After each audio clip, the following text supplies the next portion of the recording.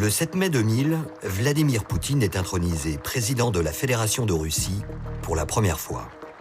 Vladimir Vladimirovich Poutine. L'ancien agent du KGB a une obsession, restaurer la grandeur de la Russie. Et un rêve, conquérir l'Europe.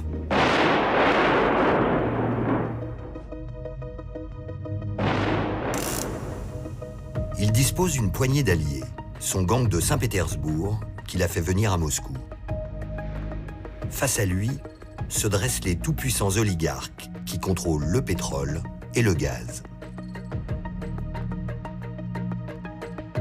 Олигархами понимали представители крупного бизнеса, которые из тени, за спиной общества, стараются влиять на принятие политических решений.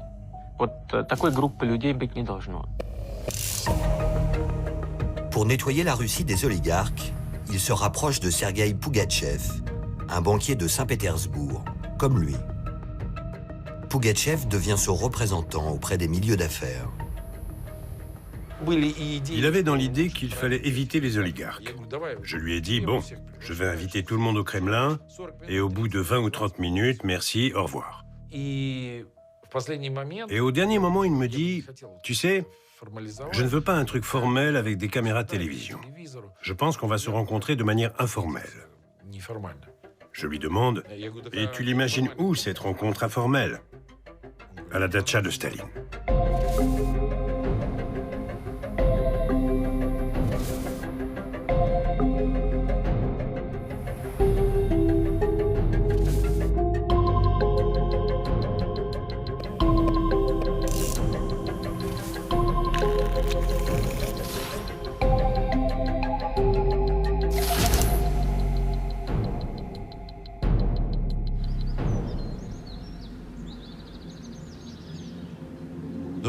Je suis arrivé une demi-heure à l'avance. Je n'y avais jamais mis les pieds. Il y avait la pipe de Staline sur un bureau, et même l'odeur de Staline.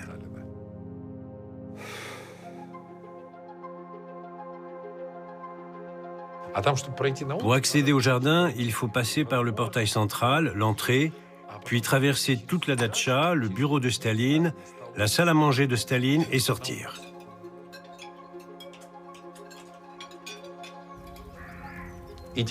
Et là, dans le parc, il y a une table, un barbecue avec des brochettes.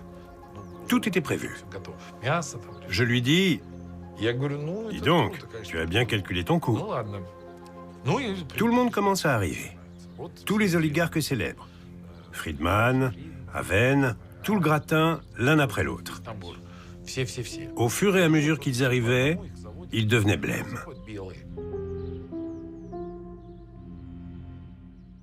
On s'est assis et on a mangé des brochettes dans un silence total. Lorsque j'ai dit au revoir à tout le monde, ils m'ont dit « Merci de nous avoir laissé partir. On espère que les brochettes n'étaient pas empoisonnées. » Et plus tard, ils m'ont demandé « C'était quoi le message? Il faut qu'on se prépare à aller au goulag ?» J'en parle avec Poutine et il me dit « Ils ont eu peur. » Je réponds « Plus que ça. C'est bien. Laisse-les avoir peur. » C'est comme ça que s'est terminée la première saison de l'histoire des oligarques. Un seul oligarque s'est permis de boycotter la réunion. Boris Berezovsky, le plus influent d'entre eux. C'est par lui que Poutine commence l'épuration.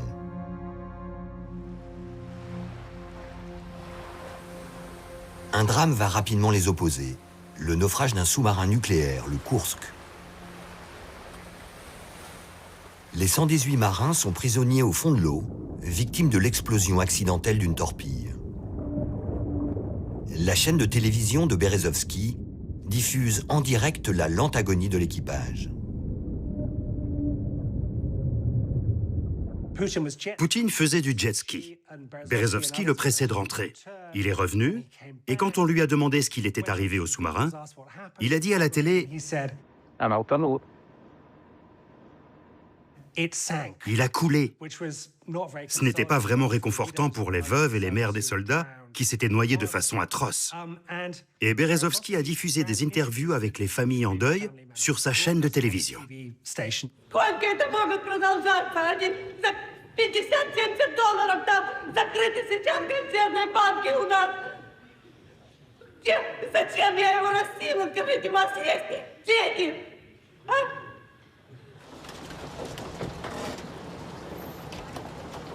Poutine attend une semaine avant de venir affronter les familles des victimes. Il accuse la télévision de Berezovsky de salir l'honneur de la marine russe. Там есть на телевидении люди, да, которые сегодня работают больше всех, и которые в течение 10 лет разрушали тот самый армию и флот, на который сегодня гибнут люди. Я приглашаю сюда в студию предпринимателя Бориса Березовского. Entre Poutine et Berezovsky, un duel à distance s'engage. Власти необходима оппозиция. И никто, кроме нас самих, эту оппозицию не создаст.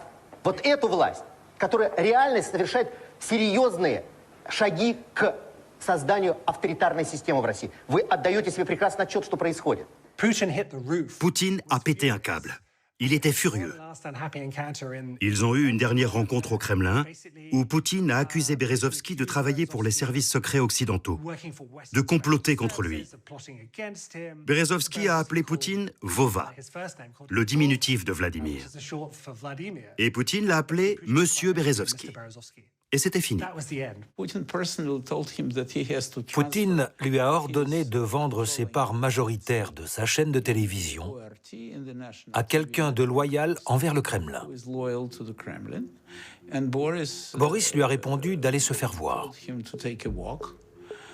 Et Poutine lui a dit « Eh bien, ça veut dire que c'est la guerre. » Poutine a un but, arracher le pétrole des mains des oligarques qui contrôlent 80% de l'or noir. Il les convoque au Kremlin et fixe la nouvelle règle du jeu. Le patron, c'est moi. Конкретно поговорим открыто, что нужно сделать для того, чтобы взаимоотношения в этой сфере были абсолютно цивилизованными и прозрачными. Poutine, qui n'était qu'un banal agent du KGB, s'est rendu compte que tous ces gens étaient ses otages.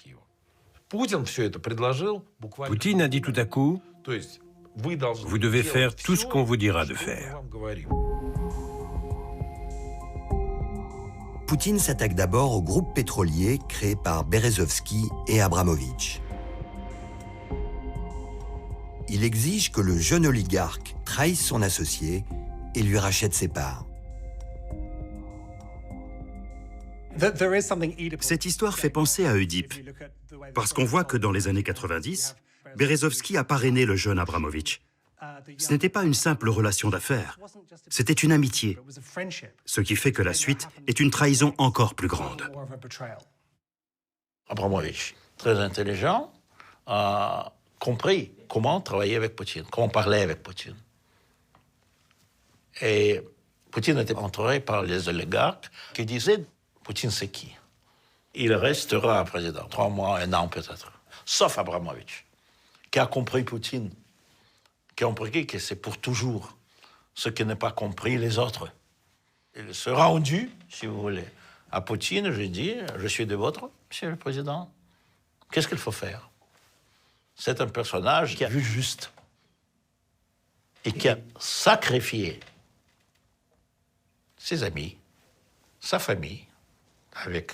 Oui, il sacrifiait pour la cause de Poutine. Abramovitch rachète les parts de Berezovsky pour une bouchée de pain et rejoint le gang de Poutine. Désormais, il possède l'accès direct au président. Dépouillé de son pétrole, obligé de vendre son empire médiatique, Berezovsky s'exile à Londres. Poutine compte sur l'argent du pétrole pour redresser l'économie russe. Le nouveau président a de la chance. Peu après son élection, le cours de l'or noir explose. Le baril passe de 20 à 140 $, multiplié par 7. plus le prix du pétrole flambe, plus le pouvoir d'achat des Russes augmente et plus la popularité de Poutine s'envole.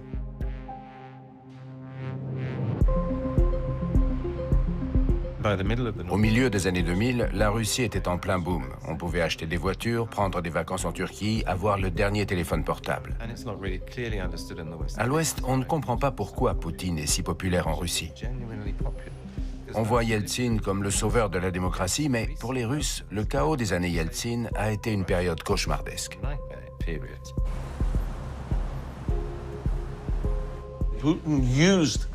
Poutine a utilisé les revenus du pétrole pour les distribuer.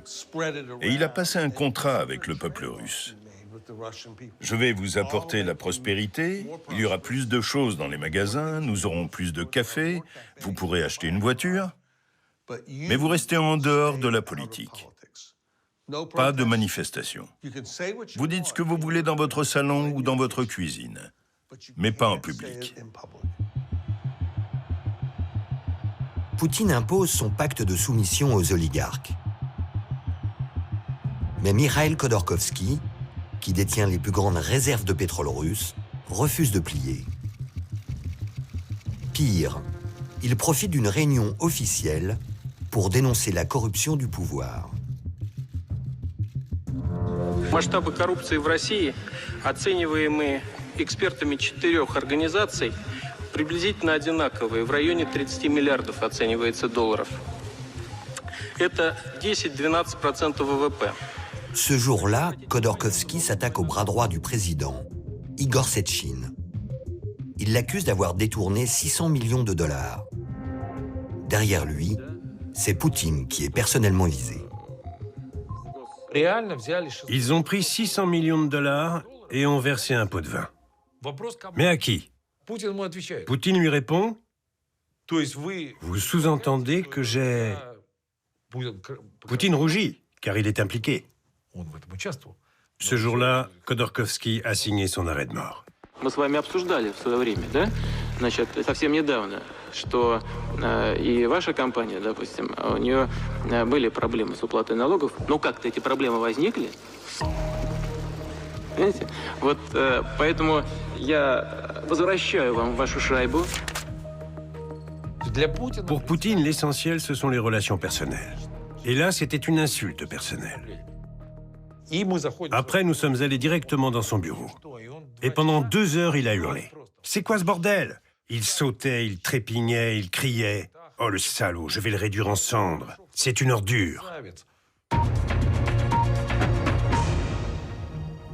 The richest man in Russia has been detained by prosecutors investigating his company for tax fraud. L'opération s'est déroulée de nuit à Novosibirsk, en Sibérie. Mikhail Khodorkovsky, le magnat du pétrole, l'homme le plus riche de Russie, arrêté comme un vulgaire truand par les forces spéciales moscovites. Avec l'arrestation de Khodorkovsky, Poutine s'est débarrassé d'un deuxième oligarque.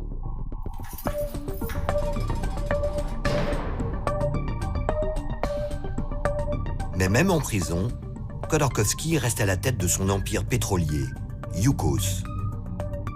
Poutine charge Igor Sechin, son ancien compagnon des services secrets, du dépeçage de la multinationale. Sechin va voir Poutine au Kremlin parce qu'il veut aussi sa part du gâteau. Parce qu'ils sont tous, fondamentalement, des gens très corrompus. Ils aiment la belle vie, les palais, les yachts. À un moment donné, Sechin dit « Vladimir, j'ai travaillé pour vous, j'ai tout fait et j'aimerais bien avoir une grande entreprise. Je la dirigerai et je ferai de grandes choses avec. » Bon, d'accord, prends déjà Yukos et tu auras d'autres choses à venir. Sechin utilise les bonnes vieilles méthodes du KGB. Il monte un dossier contre Yukos. On a reçu un arriéré d'impôt pour un montant de 2 ou 3 milliards de dollars. Et je me souviens que j'étais assis dans son bureau quand c'est arrivé. Et j'ai dit « Mais c'est une blague ! Mais enfin, qui peut payer 3 milliards en cash ?» Ils ont inventé les dettes de Yukos. Les tribunaux ont été saisis et comme Yukos devait d'énormes sommes d'argent à l'État russe, ils ont organisé une vente aux enchères avec uniquement Baikal Finance Group. Il n'y avait qu'un seul candidat. Это компания Baikal Finance Group.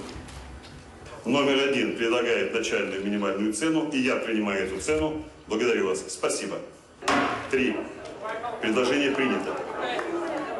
Baikal Finance, c'était comme si une entreprise domiciliée au-dessus d'un fish and chips découvrait soudain qu'elle avait 6 milliards de dollars pour acheter l'une des plus grandes entreprises pétrolières de Russie. 4 jours plus tard, l'obscur Baikal Finance Group est racheté par Sechin. L'opération a parfaitement fonctionné. Le pétrole de Khodorkovsky passe sous le contrôle de l'État et Sechin s'impose comme le nouveau prince du pétrole russe.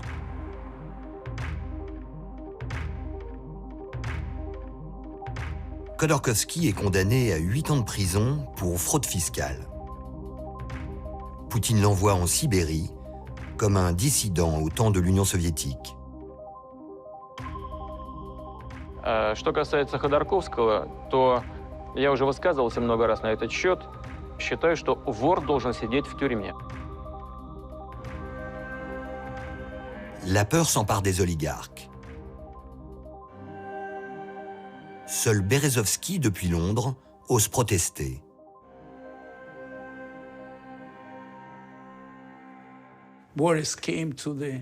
Berezovsky est venu à l'ambassade de Russie avec une affiche « Les hommes d'affaires russes contre la dictature ». Et il a loué une centaine de Mercedes pour faire le tour de Londres avec des affiches de soutien à Khodorkovsky.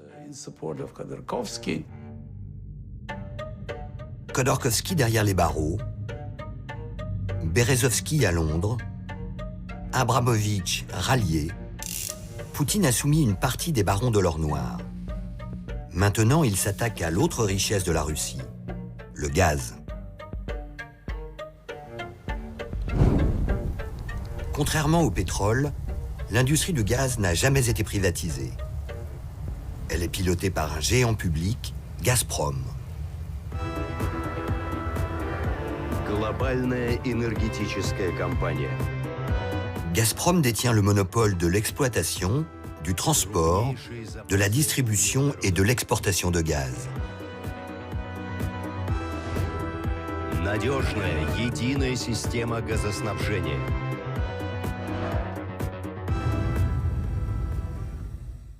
Gazprom est absolument unique dans l'économie mondiale. C'est la plus grande société énergétique au monde. Elle exporte une gigantesque quantité de gaz. C'est la poule aux œufs d'or. Le gaz circule dans les pipelines 24 heures sur 24, 7 jours sur 7, 365 jours par an. Gazprom a toujours été un État dans l'État. Il détient sa propre armée, ses propres villes. Des millions de personnes travaillent pour lui. Et Gazprom était horriblement corrompu. Gazprom est une forteresse dirigée par un oligarque d'État, Rem Vyakirev. Vyakirev appartient au cercle des directeurs rouges, ces piliers de l'ancien système soviétique, organisés comme une puissante mafia, qui ont su résister à tous les présidents. Gazprom et son PDG deviennent les nouvelles cibles de Poutine. Gazprom était dirigé par une bande de dinosaures issus de la période Yeltsin, et ils s'en servaient comme de leur tirelire. Ils piochaient dedans, et plusieurs enquêtes ont révélé qu'ils transféraient des biens à leurs proches. Donc Poutine a astucieusement utilisé un investisseur pour l'aider. Il s'agissait de Bill Browder. On a découvert que les dirigeants avaient volé des réserves de pétrole et de gaz équivalentes à celles du Koweït. Et on l'a fait savoir. On a fait notre enquête et on a créé un grand scandale. À la suite du scandale, Poutine a viré la direction, les gens qui avaient volé ses réserves. Et il a annoncé qu'un nouveau directeur allait arriver, un ami de longue date, Alexei Miller. Я бы хотел вам представить Алексея Борисовича Миллера, который вчера назначен Советом директоров на должность руководителя «Газпрома». Poutine frappe vite et fort. Un an après son élection, il réussit à imposer son protégé, Alexei Miller, et à évincer Vyakirev, le directeur rouge. Le précieux gaz russe passe sous le contrôle du gang de Saint-Pétersbourg. Alexei Miller, devenu PDG d'une des entreprises les plus puissantes du monde, n'avait aucune personnalité. Il ne savait pas gérer. Il était malade la plupart du temps. Tout le monde disait que c'était un morveux. Vladimir Milov était à l'époque ministre adjoint de l'énergie de la Russie. Il assiste impuissant à ce coup d'État. Miller était un type assez classique. Il lisait des platitudes tirées de rapports et ne semblait pas avoir la moindre pensée. Plus tard, on a appris que les décisions les plus importantes concernant Gazprom étaient prises par Poutine lui-même. Il avait juste besoin de Miller pour donner des coups de tampon. Poutine a nommé des dizaines, voire des centaines de personnes de Saint-Pétersbourg à des postes très importants, en particulier dans le secteur de l'énergie. Ce n'était pas comme d'habitude. On aurait dit qu'une vaste mafia avait débarqué pour prendre le contrôle des principaux postes de commandement. Poutine et son gang fonctionnent comme une mafia. Après avoir conquis le pouvoir, ils cherchent à étendre leur territoire. Poutine rêve de revanche contre l'Ouest. Il adopte la devise de Lénine « Les capitalistes nous vendront jusqu'à la corde pour les pendre ». Il envoie ses oligarques à l'assaut de Londres, la place forte de la finance internationale. Qui Poutine utilise-t-il pour corrompre l'Ouest? Les oligarques. Il n'utilise pas les agents du FSB. On n'est pas dans un James Bond. Juin 2003. Le clan de Poutine entame sa conquête de l'Ouest par une offensive de charme. Abramovich rachète le club de football de Chelsea, une institution britannique. Abramovich était en hélicoptère. Il a vu un stade en dessous. Il a demandé « C'est quoi ?» Quelqu'un a dit « C'est le club de Chelsea ».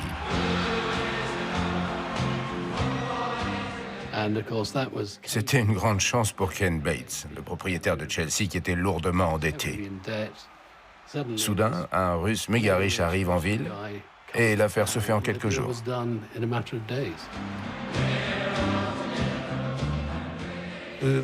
Abramovich a acheté Chelsea. Il a acheté l'Angleterre. En ce même mois de juin 2003, Poutine est reçu en visite d'État à Londres. Pour la première fois depuis le tsar Alexandre II, un chef d'État russe est accueilli à Buckingham. Mais derrière le faste et les sourires, Poutine poursuit sa mission, infiltrer le capitalisme occidental. Pour cela, il va utiliser les deux seuls oligarques encore indépendants, Mikhail Friedman et son associé Piotr Haven.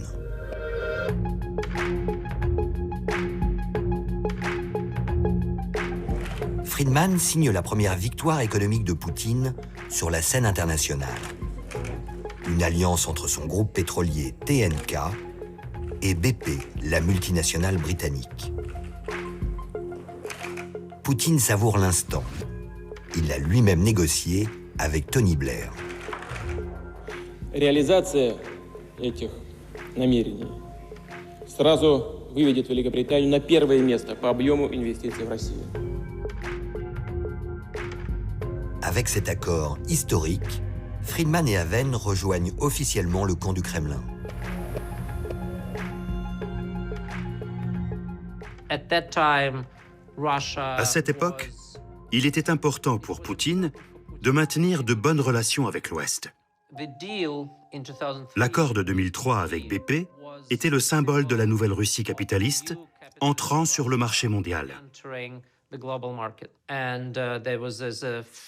Il y a la célèbre photo de Friedman serrant la main de Poutine, avec Blair, qui sourit, et John Brown, le PDG de BP, qui semble aussi très heureux de l'accord. Blair voyait ça comme du capitalisme. Les oligarques russes étaient comme n'importe quels investisseurs étrangers. Je ne pense pas qu'il ait bien compris les dangers du fonctionnement des oligarques. Blair a ouvert en grand les portes de Londres à l'argent russe. Welcome to this wonderland of wealthy Russians, here in London to show the world that Russia's new rich mean business.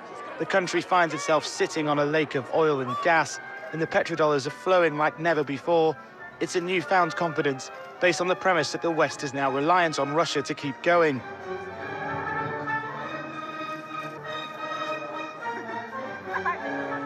À Londres, au début des années 2000, s'ouvre une nouvelle ère, celle du Londongrad. La capitale britannique est inondée par l'argent des oligarques qui étalent leurs richesses. Pour Poutine, le Londongrad devient le symbole de la domination de ces oligarques sur les élites de l'Ouest. La télévision russe produit même une série qui cartonne sur les écrans à Moscou.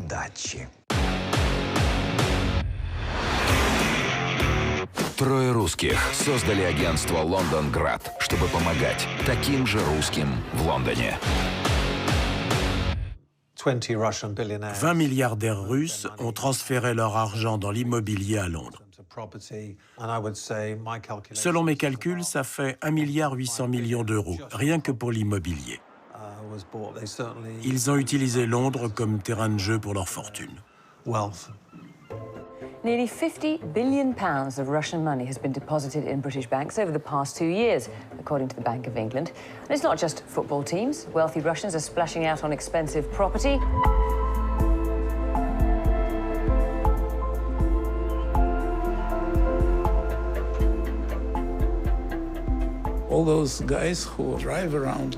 Tous ces types qui roulaient en Rolls-Royce ont été acceptés comme les cheikhs saoudiens du pétrole. L'Ouest considérait ces oligarques comme faisant partie du clan au pouvoir, de la clique de Poutine. Et ils ont donc été acceptés. Pourquoi pas? Poutine a imposé ses règles aux oligarques. Ceux qui les ont ignorés ont été éliminés. Ceux qui les ont respectés sont récompensés. 5 ans après avoir rallié le camp du président, Abramovitch perçoit sa prime de fidélité. Le Kremlin lui rachète son groupe pétrolier, montant de la transaction 11 milliards d'euros. Abramovitch devient l'oligarque gagnant des années 2000.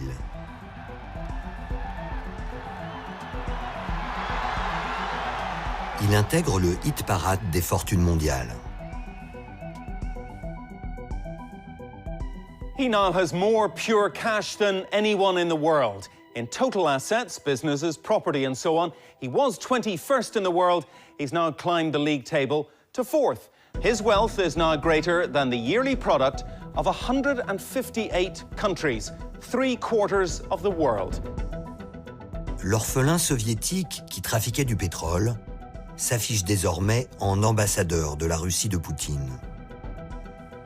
L'oligarque fait la une de magazines prestigieux, comme l'un de ces ultra-riches encensés à l'Ouest. Il a acheté un appartement dans le meilleur quartier de la ville, à Knightsbridge. Il a acheté un duplex au port de Chelsea, un quartier très demandé au bord de la Tamise. Il a acheté un domaine à la campagne. Bien sûr, vous devez en avoir un si vous êtes milliardaire. Un endroit appelé Finding Hill, où sa fille élevait ses poneys et où il venait pour se remettre de la crasse et du chaos de la ville. Abramovitch a commencé par acheter un jet, un vieux bombardier. Ensuite, il a eu plusieurs Gulfstream. puis un Boeing 737. Et ça a été la même chose avec les yachts. Ils se sont allongés, des pistes d'hélicoptères ont été ajoutées. À la fin, ils ont même été équipés de sous-marins.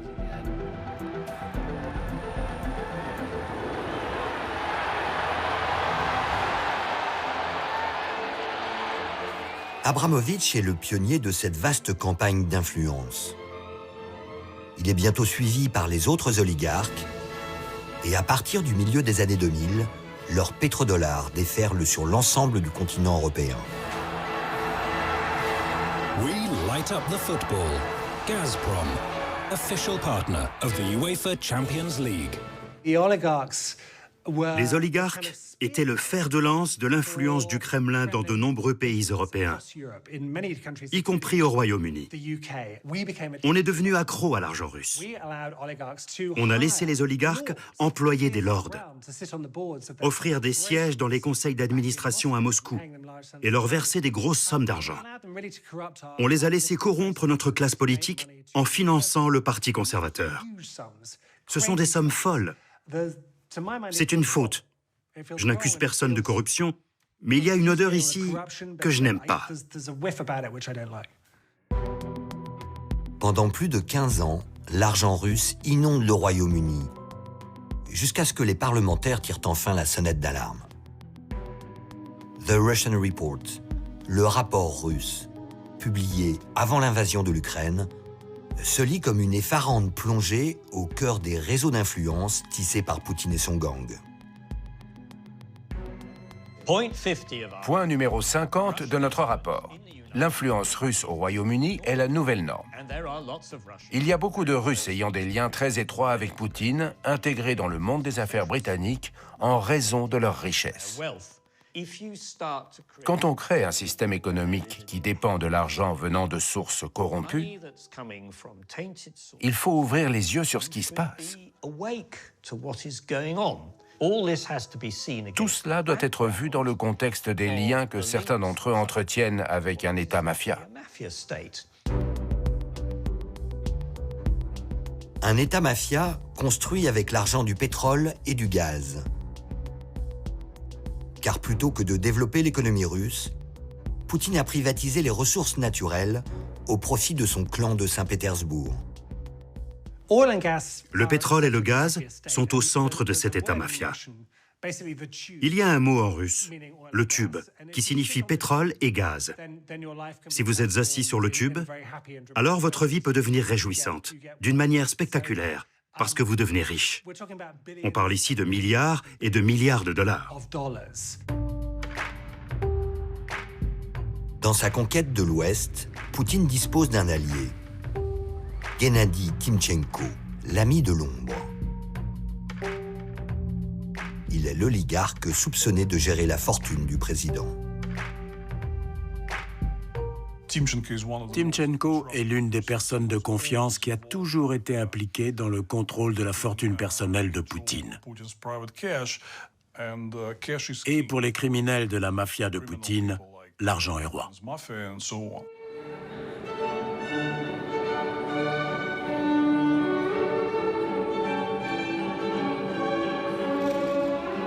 Timchenko entretient son image de businessman mondain pour mieux séduire les milieux d'affaires occidentaux et masquer ses liens avec Poutine.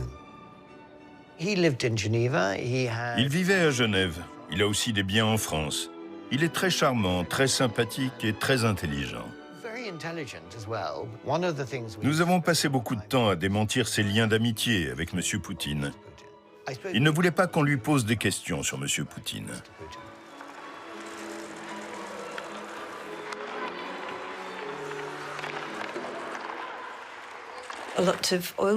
Beaucoup de multinationales du pétrole ont fait du business avec lui, parce qu'elles connaissaient sa proximité avec Poutine. Elles pensaient que Poutine détenait secrètement des parts dans sa société de trading, Gunvor. Gunvor est une société de trading, c'est-à-dire d'achat et de vente de pétrole, basée à Genève. Elle s'est imposée comme l'un des principaux acteurs du marché, écoulant jusqu'à un tiers du pétrole russe, en toute opacité. Gunvor est le robinet à pétrodollars sur lequel Timchenko a la haute main.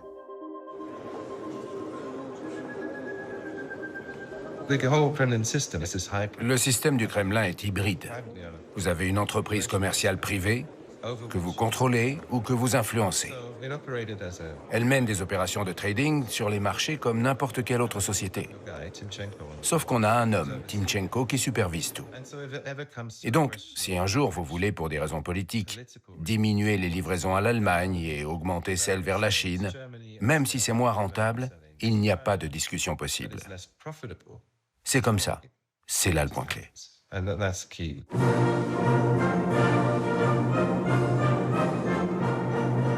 Le 30 mai 2003, Poutine accueille en grande pompe une cinquantaine de chefs d'État pour fêter le 300e anniversaire de Saint-Pétersbourg, sa ville natale. Il n'a pas oublié son ambition première, restaurer la grandeur de la Russie, ni son rêve, dominer l'Europe en devenant son premier fournisseur de gaz. Poutine a identifié le maillon faible, l'Allemagne. Хочу особо отметить проект создания североевропейского газопровода. Как вы знаете, его планируется провести по дну Балтийского моря, а также через территорию Федеративной Республики Германии. Jusqu'à présent, le gaz russe était exporté vers l'ouest par le géant Gazprom. Plaque tournante du réseau de gazoducs, l'Ukraine percevait des taxes de transit.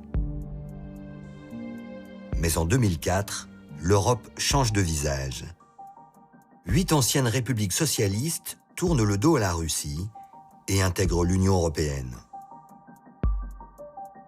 Pire, en Ukraine, le nouveau président élu avec le soutien des Occidentaux s'éloigne lui aussi de Moscou. C'est la révolution orange.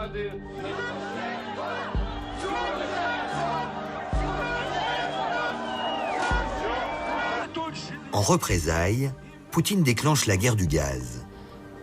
Il ordonne à Miller, l'oligarque à la tête de Gazprom, de fermer les gazoducs pour faire plier l'Ukraine.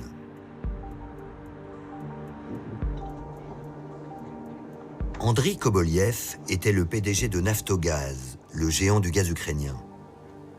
Pendant 10 ans, il a alerté les Européens sur les dangers de la guerre du gaz déclenchée par Poutine, en vain. La Russie exportait son gaz et son pétrole via l'Ukraine depuis l'époque soviétique. La Russie essayait de créer des routes alternatives.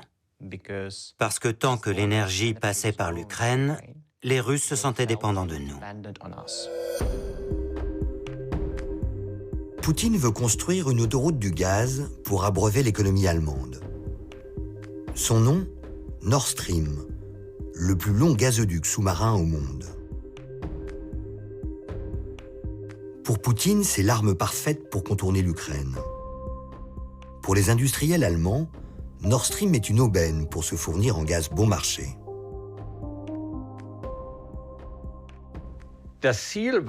L'objectif était de créer une liaison directe entre la Russie et les pays consommateurs d'Europe de l'Ouest. Et la blague, c'est que c'était la Russie qui payait la facture. Du coup, pour nous, sur le plan commercial et sur celui de la diversification de l'approvisionnement, c'était un super projet. La vraie raison était que les Russes, en accordant des conditions injustement avantageuses à l'Allemagne, soudoyaient les industriels et les politiciens du pays. Ces derniers manipulaient alors le peuple allemand en lui affirmant « Vous avez tous ces emplois et tous ces revenus parce que nous sommes amis avec les Russes. » Le chef d'orchestre de ce mariage énergétique entre la Russie et l'Allemagne est le chancelier Gerhard Schröder. L'accord historique pour le lancement de Nord Stream est signé à Berlin en septembre 2005. Ich habe deutsche Interessen zu vertreten, insbesondere was die Sicherheit der Energieversorgung der deutschen Wirtschaft angeht. Und dies ist ein wirklich zentrales Projekt, was diese Frage angeht. Und deswegen bin ich stolz darauf, einen Beitrag habe leisten zu können, dass es zustande kam. Le PDG de Gazprom, l'oligarque Alexei Miller, devient le fournisseur d'énergie de la première économie européenne. Poutine savoure sa victoire.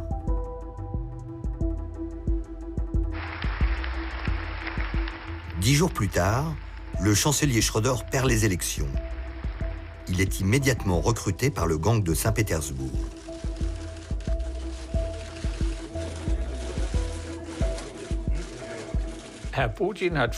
Monsieur Poutine a proposé que Monsieur Schröder fasse partie du conseil d'administration de Nord Stream. C'est venu directement de Monsieur Poutine, de la plus haute autorité.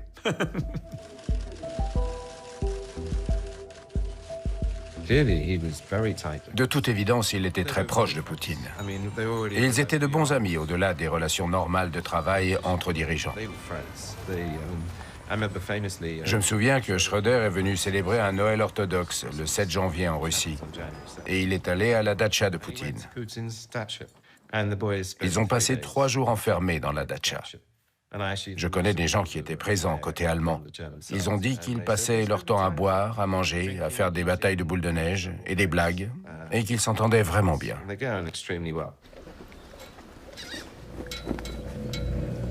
En nommant Schröder à la tête de Nord Stream, Poutine a acheté l'Allemagne, comme il avait acheté l'Angleterre avec les pétrodollars des oligarques.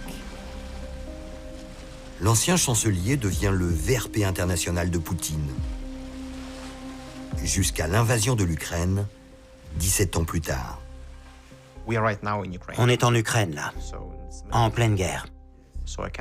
Alors je vais être très franc. Il s'est prostitué. C'est comme ça que nous le voyons en Ukraine. Il s'est vendu et a vendu une partie de son pays aux Russes. Nous appelons ça de la prostitution. Je ne le dirai pas dans d'autres circonstances, mais là, c'est le mot qui convient.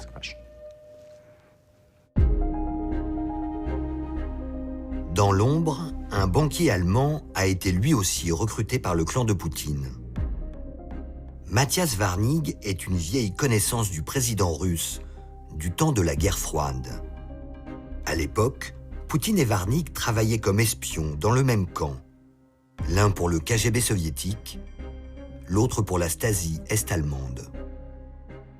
Matthias Warnig était un haut gradé de la Stasi dans les années 80. Il dirigeait un cabinet de conseil à Dresde quand Poutine était basé là-bas. Ils l'ont utilisé pour attirer les hommes d'affaires de l'Ouest et les pousser à vendre des secrets à la Stasi et au KGB. Ils étaient très proches et ont gardé cette relation. Et ensuite, Warnig a joué un rôle clé chez Gazprom, à la tête du gazoduc Nord Stream. Matthias Warnig, je le connais bien. Il était en effet le directeur général, il a dirigé l'entreprise et l'a très bien fait. Il a toujours été un homme très discret, mais la mise en œuvre du projet, c'était lui. Étiez-vous au courant de son passé d'agent de la Stasi? Oui, nous étions tous au courant. À la fin de son second mandat, Poutine refuse de céder le pouvoir. Il devient Premier ministre et installe son homme de paille, Dimitri Medvedev, à la présidence.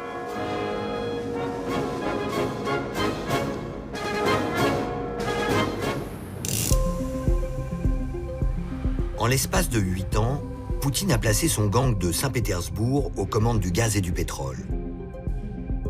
Miller dirige l'empire Gazprom, Sechin le géant pétrolier Rosneft et Timchenko contrôle les revenus de l'or noir. L'inauguration de Nord Stream est l'occasion d'une photo de famille historique. François Fillon, Angela Merkel et le néerlandais Mark Rutte posent avec le président russe Medvedev et l'oligarque Alexei Miller. Grâce à ses agents d'influence, Schröder et Warnig, Poutine a refermé son piège sur l'Europe. Désormais, elle dépend du gaz russe.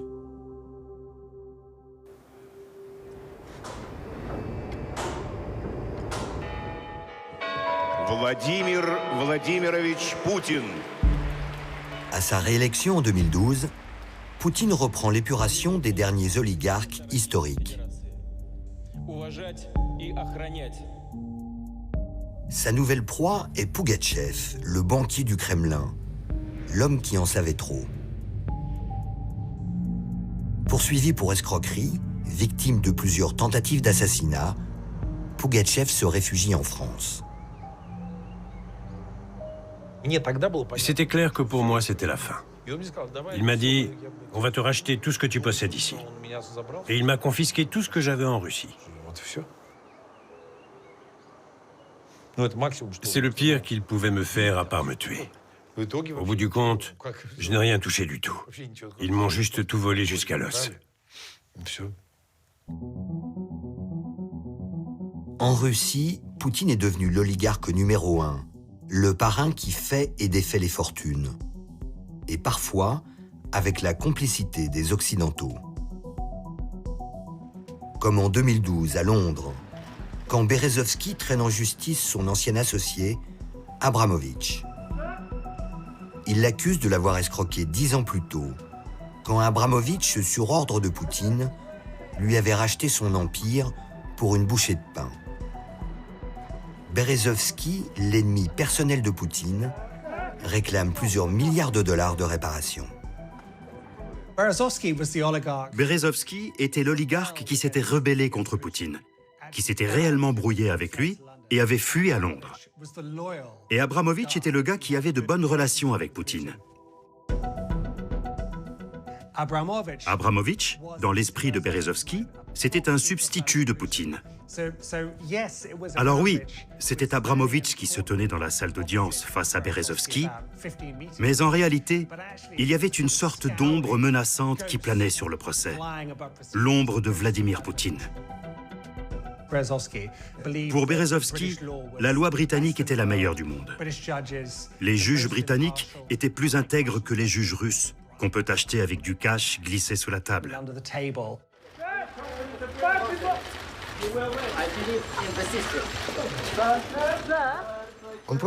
Il a découvert un système judiciaire qui n'était peut-être pas parfait, mais qui était à ses yeux le meilleur du monde. Il n'imaginait même pas que ça pouvait exister. Il en était tombé amoureux comme on tombe amoureux d'une jeune fille en robe blanche. L'atmosphère du procès était surréaliste. J'y allais tous les jours. Il y avait des gardes du corps, beaucoup avec des oreillettes, tous un peu massifs comme des pingouins géants. Il y avait des femmes incroyablement glamour, en tailleur noir, qui portaient des colliers de perles et leurs cheveux en chignon. Il y avait ma tribu de journalistes, tous débraillés, et il y avait les avocats, les meilleurs que l'Angleterre avait à offrir, qui gagnaient des sommes énormes pour représenter ces deux oligarques. On sentait l'argent crépiter dans l'air. Après 7 mois d'affrontement, le verdict tombe. Abramovich est blanchi et Berezovsky débouté. La justice britannique a choisi son camp, celui du Kremlin. Good afternoon. Sometimes I had the impression that Putin himself wrote this judgment. Sometimes I had this impression.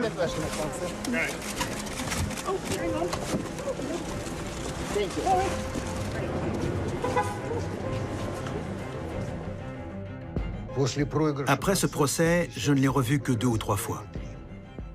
Il considérait que ce système qu'il aimait et auquel il croyait l'avait trahi.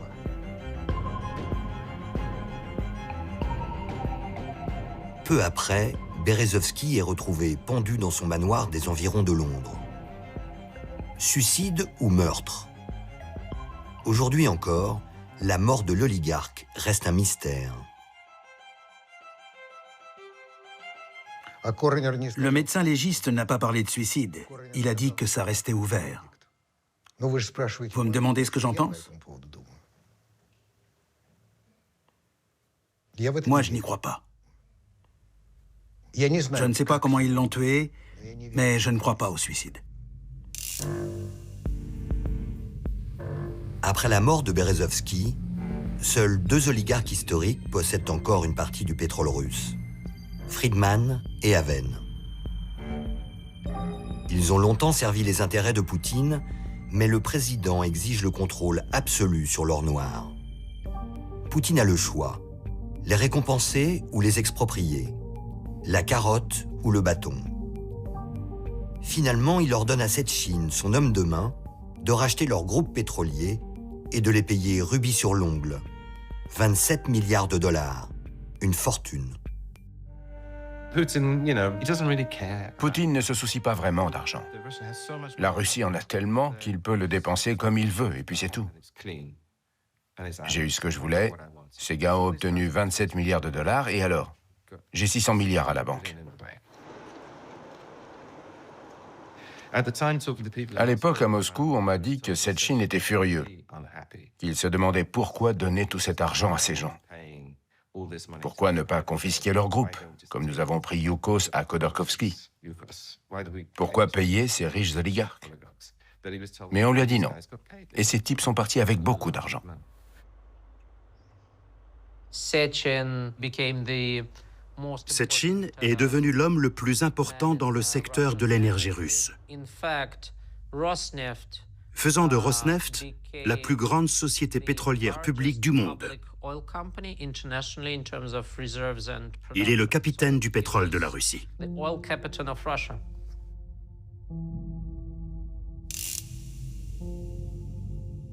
Poutine règne désormais seul sur le gaz et le pétrole, tombé aux mains de son gang, ceux que l'on appelle les Siloviki, les hommes des services de sécurité. Ils forment la nouvelle élite qui dirige la Russie. De nouveaux oligarques sont arrivés, les oligarques Siloviki. Les agents des services de sécurité, comme Setchine, ont pris le contrôle des principaux groupes publics, et ces Siloviki sont devenus milliardaires. Ils forment une nouvelle caste de nobles. C'est comme ça qu'ils se voient. Une nouvelle élite russe qui contrôlerait tout, serait patriotique et totalement dévouée à Poutine. Ils partagent une même mentalité. L'effondrement de l'Union soviétique a été une humiliation et ils sont animés par un même désir de revanche.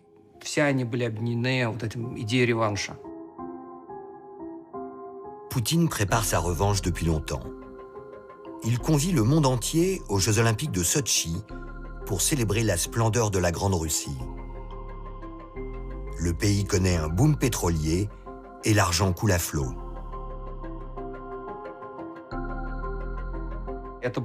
Ça a été le projet le plus coûteux de l'histoire des JO. Au moins 50 milliards de dollars. Les entreprises ont été obligées de payer. Elles n'avaient pas le choix. À 3 semaines de l'ouverture, Poutine se permet de libérer Khodorkovsky, l'oligarque qui croupissait en prison depuis 10 ans. Tel un empereur qui aurait droit de vie ou de mort. Poutine dit que tous les Russes, 100% des Russes, sont en vie parce qu'il leur permet de vivre. Et il a raison. Les oligarques sont ce qu'ils sont parce que c'est lui qui leur a permis de devenir des oligarques.